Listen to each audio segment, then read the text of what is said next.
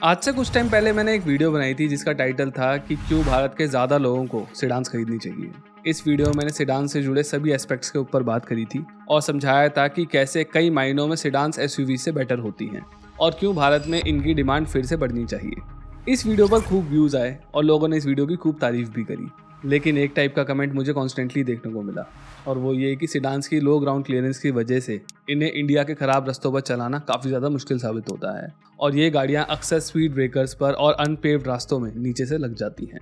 Now even though मैंने अपनी video के अंदर इस बात का जिक्र किया था, लेकिन इस टॉपिक को लेकर मैं बहुत ज़्यादा डिटेल में नहीं गया था और इसीलिए मुझे लगा कि मुझे खुद एक सेडान खरीदनी चाहिए और एक ओनर के तौर पे जानना चाहिए कि क्या आप इंडिया के अंदर एक सेडान के साथ ठीक से जी सकते हैं या फिर नहीं। इसीलिए आज से लगभग 7 से 8 महीने पहले मैंने ये used 4th generation Honda city खरीदी और इस गाड़ी की ओनरशिप पे मैंने इसको सिटी से लेकर हाईवे और ख़राब रास्तों से लेकर माउंटेन्स हर जगह चलाया ताकि मैं आप लोगों को बता सकूं कि एक सेडान की ओनरशिप कैसी फील होती है, इसके क्या फ़ायदे हैं और क्या क्या आपको झेलना पड़ सकता है एक सेडान ओन करते टाइम। अच्छा, इस पूरी वीडियो में एक चीज़ ज़रूर ध्यान रखना कि हम होंडा सिटी के माध्यम से सिर्फ सी सेगमेंट और डी सेगमेंट की सेडान्स के कॉन्टेक्स्ट में बात करेंगे। जो छोटे साइज़ की सब 4 मीटर वाली वो होती है ना सेडान्स, उनके बारे में हम यहाँ पर बात नहीं करें क्योंकि उनकी जो डायनामिक्स होते हैं वो एक ऑलमोस्ट हैचबैक जैसे होते हैं, तो उनका यहाँ पर उनके लिए बात करना सेंस नहीं बनाएगा। तो हम सी और डी के बारे में बात कर रहे हैं। अब वैसे तो क्रॉसओवर्स को लेने के कई रीजंस हो सकते हैं, लेकिन अगर मैं भारत के लोगों की बात करूं तो वो मेजरली इन गाड़ियों को इनकी अच्छी ग्राउंड क्लियरेंस और ख़राब रास्तों पर अच्छी राइड क्वालिटी की वजह से लेते हैं, जो कि सेडान्स में पॉसिबल नहीं होता है। एटलीस्ट एसयूवी ओनर्स तो यही मानते हैं। तो क्या सेडान्स इंडियन रोड्स के लिए सूटेबल नहीं है? चलो सबसे पहले ना सिटी रोड्स की बात करते हैं। मैं फरीदाबाद में रहता हूं और अगर एनसीआर की बात करूं तो मुझे अपनी होंडा सिटी को एनसीआर की सड़कों पर चलाने में कोई भी खासी प्रॉब्लम नहीं होती है। अक्सर लोगों को लगता है कि ये जो होंडा सिटी जैसी लो ग्राउंड क्लियरेंस वाली सेडान्स होती हैं इनकी अंडर बॉडी स्पीड ब्रेकर्स वगैरह से टकरा जाती है, लेकिन ऐसा यूजुअली होता नहीं है। सेडान ज़्यादातर स्पीड ब्रेकर से आराम से निकल जाती हैं और टकराती भी हैं तो उन पे टकराती हैं जो बिल्कुल ही गलत तरीके से बने होते हैं, तो रेयर होता है ये काफ़ी। इसके अलावा अगर हम बात करें हाईवेज की तो मेरे हिसाब से सेडान से अच्छी कोई गाड़ी हो ही नहीं सकती है हाईवेज पर ड्राइव करने के लिए। सेडान की जो हाइट होती है और जो ग्राउंड क्लियरेंस होती है ना, वो दोनों ही कम होती है इन क्रॉसओवर्स और इन प्रॉपर एसयूवीज से, जिसकी वजह से ये गाड़ियाँ टॉप हेवी नहीं होती हैं और चलाते टाइम इन गाड़ियों में ना वर्टिकल मोशन बिल्कुल ना के बराबर होता है। जैसे अभी मैं चला रहा हूँ ना, तो मुझे बिल्कुल भी फील नहीं हो रहा कि गाड़ी किसी भी तरीके से टच से मस भी हो रही है। बहुत ही ज़्यादा स्टेबल चल रही है हाईवे स्पीड पर और इसीलिए आप अपनी सेडान्स के साथ ना हाईवे स्पीड्स बहुत ही ज़्यादा आसानी से मेंटेन कर सकते हो थ्रू आउट योर जर्नी। और हाईवे स्पीड्स तो क्या, अगर आप उससे भी बहुत ज़्यादा ऊपर की स्पीड पर अपनी गाड़ी चलाओगे ना तो भी आपका कॉन्फिडेंस बिल्कुल भी लूज़ नहीं होगा। हाँ, ऐसा करना मत। मैं अभी अपनी गाड़ी हाईवे स्पीड पर ही चला रहा हूँ, लेकिन मैं एक बात बता रहा हूँ कि ये गाड़ियाँ बहुत ज़्यादा कॉन्फिडेंस देती है। और ऑब्वियसली मैं यहाँ पर हर तरीके की सेडान की बात नहीं कर रहा हूँ, मेजरली मैं उन गाड़ियों की बात कर रहा हूँ जिनके जो सस्पेंशन होते हैं वो थोड़े स्टिफ होते हैं और थोड़ा हाई स्पीड ड्राइव्स के लिए सेट होते हैं। और अगर मैं पर्टिकुलरली अपनी होंडा सिटी की बात करूँ, यानी कि 4th जनरेशन की जो मैं चला रहा हूँ, तो इसका जो स्टीयरिंग है ना, इसमें बहुत ही अच्छा खासा वेट आ जाता है, जिसके चलते हाई स्पीड पर भी शार्प मनूवर करते टाइम भी मुझे बिल्कुल भी घबराहट नहीं होती है। तो सेडान्स हाईवेज पर ग्लाइड करती हुई चलती हैं और क्योंकि ये एरोडायनामिक होती हैं इसीलिए इनकी जो माइलेज होती है ना वो भी क्रॉसओवर से थोड़ी सी बेटर होती है और जो बड़ी एसयूवीज होती हैं उनसे तो बहुत ही बेटर होती है। और क्योंकि एरोडायनामिक होती हैं इसीलिए इनमें ना विंड नॉइज भी कम आती है। हाँ, पर्टिकुलरली अगर मैं अपनी गाड़ी की बात करूँ या बाकी होंडा सिटीज़ की बात करूँ तो इनमें फिर भी एनवीएच लेवल उतने ज़्यादा अच्छे नहीं हैं, लेकिन अगर आप जर्मन कार्स की तरफ जाओगे ना तो आपको ये शिकायत बिल्कुल भी नहीं मिलेगी। उनके एनवीएच लेवल बहुत ही ज़्यादा सुपीरियर है। तो मेरे हिसाब से अच्छे रोड्स पर सेडान्स का कोई भी मुकाबला नहीं है, लेकिन दिक्कत तब आती है जब आप इन गाड़ियों को ख़राब रोड्स पर लेके जाते हो। ये वही रोड है जिस पर मैंने कुछ दिनों पहले टाटा पंच चलाई थी। उस कार में इस रोड पर भी मैं ठीक ठाक स्पीड मेंटेन कर पा रहा था, लेकिन अपनी होंडा सिटी को मुझे यहाँ पर बहुत संभल के चलाना पड़ रहा है क्योंकि इसके सस्पेंशन थोड़े से स्टिफ हैं और क्योंकि इसकी ग्राउंड क्लियरेंस कम है, इसीलिए मुझे डर है कि ये गाड़ी नीचे से लगेगी। एंड एक्चुअली मेरी गाड़ी ख़राब रास्तों पे नीचे से लगती भी है। मैं रिसेंटली अपनी होंडा सिटी को लेकर चकराता गया था ये जानने के लिए कि ये कार पहाड़ों पर कैसा परफॉर्म करती है। ये गाड़ी पेव्ड माउंटेन रोड्स पर तो मैंने चलाई ही, जिस पर मैं थोड़ी देर बाद में बात करूंगा, लेकिन इसे मैंने कुछ कच्ची मिट्टी वाले रास्तों पर भी खूब चलाया, जैसे यहाँ पर यानी कि चिलमिरी टॉप पर। इस पूरे कच्चे रास्ते पर यह गाड़ी नीचे से कई बार टकराई, जैसे आप यहाँ पर देख पा रहे होंगे। एंड सिर्फ इसी लोकेशन पर नहीं, मैं इस कार को टाइगर फॉल भी लेके गया था। वाटरफॉल तक जाने के लिए नीचे की तरफ एक कच्चा रास्ता जाता है और वहाँ से लौटते टाइम मुझे खासी दिक्कतों का सामना करना पड़ा क्योंकि ये रास्ता काफ़ी ज़्यादा ऊबड़ खाबड़ था, जिसकी वजह से मेरी गाड़ी नीचे से कई बार टकराई। और क्योंकि कोई नुकसान होने के डर की वजह से मैं इस गाड़ी को बहुत ज़्यादा तेज़ नहीं चला सकता था उस रास्ते पर, इसीलिए मोमेंटम ना होने की वजह से ये गाड़ी 2-3 बार अटक भी गई। लेकिन ये जो नीचे से टकराने की दिक्कत है ना, ये आपको सिर्फ होंडा सिटी के साथ ही देखने को मिलेगी, क्योंकि इसमें ना नीचे की तरफ एक स्प्लैश गार्ड आता है जो कि प्लास्टिक का है और वो बार बार टकराता रहता है। मैं आपको दिखा देता हूँ मैं किस चीज़ की बात कर रहा हूँ।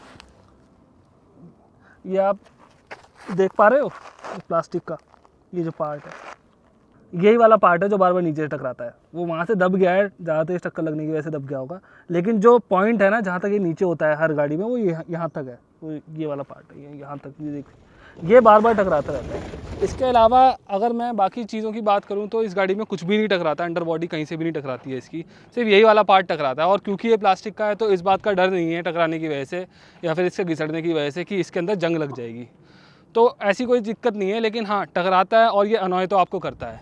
लेकिन मैंने थोड़ी देर पहले आपको ये भी बोला था कि जो बाकी गाड़ियां हैं उनके अंदर ये दिक्कत नहीं देखने को मिलेगी आपको, जो बाकी सेडान्स है। और मैंने ऐसा इसलिए बोला था क्योंकि उनके अंदर ना ऐसा कोई भी प्रोट्रूडिंग स्प्लैश गार्ड या फिर कोई भी प्लास्टिक का पार्ट नहीं है। वो सारी की सारी गाड़ियाँ नीचे से फ्लैट है, सारी की सारी सेडान्स इसको छोड़ के। और ऊपर से कई सेडान्स ऐसी हैं जिनकी ग्राउंड क्लियरेंस बहुत ही ज़्यादा होती है। जैसे अगर मैं पहले अपनी होंडा सिटी की ही बात करूं तो इसकी लगभग 165 mm की ग्राउंड क्लियरेंस है। वहीं जो वर्ना है उसकी 170 mm की है और जो वर्टस है उसकी 179 mm की ग्राउंड क्लियरेंस है। यानी कि इन जर्मन कार्स की ग्राउंड क्लियरेंस क्रेटा जैसी एसयूवी से बस 10 mm कम है। यानी जहां मेरी गाड़ी नीचे से टकरा रही थी वहां इन सेडान्स का टकराना ऑलमोस्ट नामुमकिन है। बल्कि ये तो थोड़े और ख़राब रास्तों पर भी चलाई जा सकती है मेरे हिसाब से। अच्छा, वैसे मुझे इस कार ने पहाड़ के कच्चे रास्तों पर तो थोड़ा परेशान किया, नो डाउट, पर फिर भी आई थिंक होंडा सिटी जैसी sedans are one of the best cars to drive on mountain roads.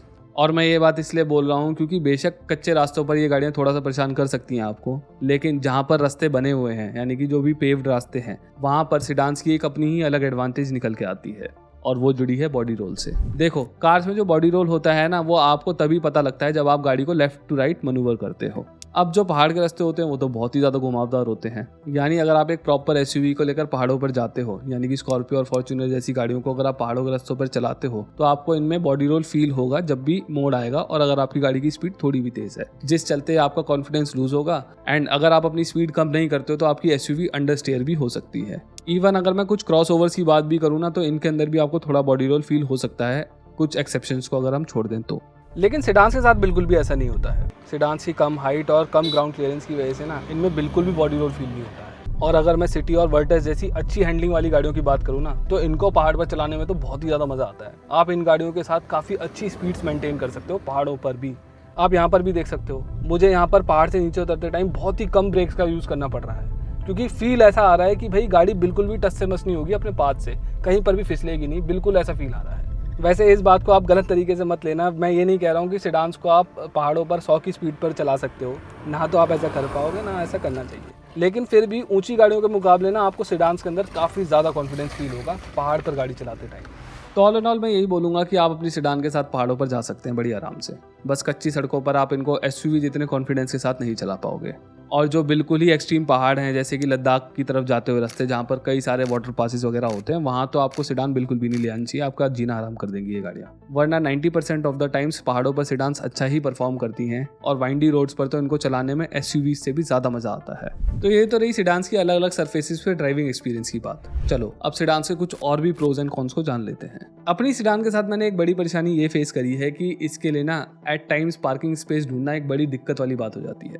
अगर आप किसी कंजेस्टेड एरिया में रह रहे हैं या फिर आप किसी इस तरीके की जगह पर विजिट कर रहे हैं तो सेडान आपको परेशान कर सकती है, क्योंकि इवन सी सेगमेंट सेडान्स की लंबाई भी ना काफ़ी ज़्यादा होती है। जैसे वर्टस, वर्ना और सिटी जैसी गाड़ियाँ सी सेगमेंट में आने के बावजूद भी काफ़ी लंबी हैं। For example Honda City, Verna, Virtus और स्लाविया सब की सब 4500 mm से भी ज़्यादा लंबी हैं। वहीं क्रेटा और ग्रैंड विटारा जैसी सी सेगमेंट की एसयूवीज 4300 mm के आसपास आती हैं। यानी सी सेगमेंट की एसयूवी सी सेगमेंट की सेडान से लगभग 8 इंच छोटी हैं। और अगर मैं नेक्सॉन जैसी सब 4 मीटर एसयूवीज की बात करूं तो वो तो लगभग 1.5 फुट छोटी है सेडान से।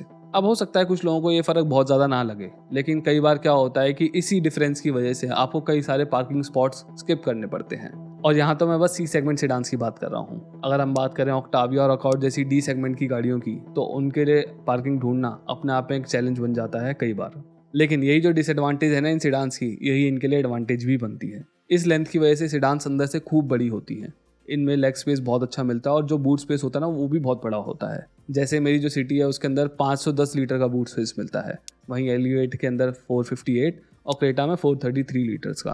तो स्पेस के मामले में तो सिडान सॉर्टेड हैं, लेकिन सिडान्स के साथ एक छोटी सी दिक्कत और जुड़ी हुई है, और वो ये कि क्योंकि ये काफ़ी ज़्यादा नीची होती हैं, इसीलिए इनमें एजिड लोगों के लिए बैठना और इनसे उतरना थोड़ा सा मुश्किल साबित होता है। लेकिन अगर मैं पर्सनल एक्सपीरियंस बताऊं तो मेरे पेरेंट्स को अभी तक ऐसी कोई दिक्कतों का सामना नहीं करना पड़ा है, या उन्होंने मुझे इस तरीके की कोई भी शिकायत नहीं करी है, और वो भी 60+ ही हैं। तो maybe depends on the person's health as well. तो यार बड़े सवाल पर आते हैं, क्या आपको इंडिया में रहते हुए एक सिडान ओन करनी चाहिए? देखो, अगर आप रूरल इंडिया में रहते हो या फिर आपका आना जाना बहुत ही ज़्यादा ख़राब रास्तों पर रहता है, तो फिर डेफिनेटली मैं आपको सिडान रिकमेंड नहीं करूँगा। इसके अलावा अगर आप एक कंजस्टेड एरिया में रहते हो जहाँ पर ऑलरेडी गाड़ी खड़ी करना मुश्किल होता है, तो ये सिडान्स आपके लिए बहुत बड़ी मुसीबत बन सकती है। लेकिन अगर आपके पास गाड़ी खड़ी करने की जगह है, आप सिटी में बहुत ज़्यादा गाड़ी चलाते हो, आपका हाईवे पर बहुत ज़्यादा ट्रैवल रहता है, और इवन अगर आप माउंटेन्स पे भी जाते हो, एक्सेप्ट एक्सट्रीम माउंटेन्स जो कि लद्दाख वाले रास्ते हैं उनको छोड़कर, तो आप सेडान ओन कर सकते हो और आपको इसकी ओनरशिप पे बहुत ही ज़्यादा मज़ा आएगा। मैं गारंटी देता हूँ इस बात की, क्योंकि ये जो सेडान्स होती है इनकी राइड क्वालिटी, हैंडलिंग और जो ओवरऑल कॉन्फिडेंस देती है गाड़ी आपको चलाने में, वो बहुत ही ज़्यादा अच्छा होता है। इसलिए जब भी आप सेडान की सीट पर बैठ के इसको चलाते हो तो सिर्फ मुस्कुराते हो। एक सेडान को ओन करने के बाद मुझे ये समझ में आया कि डेफिनेटली इन गाड़ियों में कुछ कमियां तो हैं, लेकिन एक वर्टस जैसी अच्छी ग्राउंड क्लियरेंस वाली सेडान आने के बाद मुझे लगता है वो कमियां बहुत हद तक दूर हो चुकी हैं, और अब मेरे हिसाब से सेडान्स की जो सेल्स है ना उनमें बढ़ोतरी होनी चाहिए। ये जो पूरा का पूरा एसयूवीज का क्लाउड बना हुआ है ना, वो इतना भी ज़रूरी नहीं था, इतना भी बड़ा नहीं होना चाहिए था। सेडान्स इतनी भी इम्प्रैक्टिकल नहीं है, काफ़ी ज़्यादा प्रैक्टिकल है कई सारी जगहों पर, और इनको जो चलाने में मज़ा आता है वो तो डेफिनेटली मैं कई बार बोल चुका हूँ, वो आपको एसयूवीज में नहीं आ सकता है। तो मेरा ओपिनियन तो यही है कि आप सेडान ले सकते हो जिन जिन कंडीशंस में मैंने बताया, अगर आप उनको मीट करते हो तो आप डेफिनेटली सेडान ले सकते हो और आपको लेनी चाहिए। तो इस वीडियो में बस इतना ही। अगर आपको मेरी ये वीडियो पसंद आए तो please consider subscribing to our channel. इस वीडियो को लाइक करिए, शेयर करिए और कमेंट्स के अंदर ये भी बताइए कि आपकी फेवरेट सेडान कौन सी है। Thank you.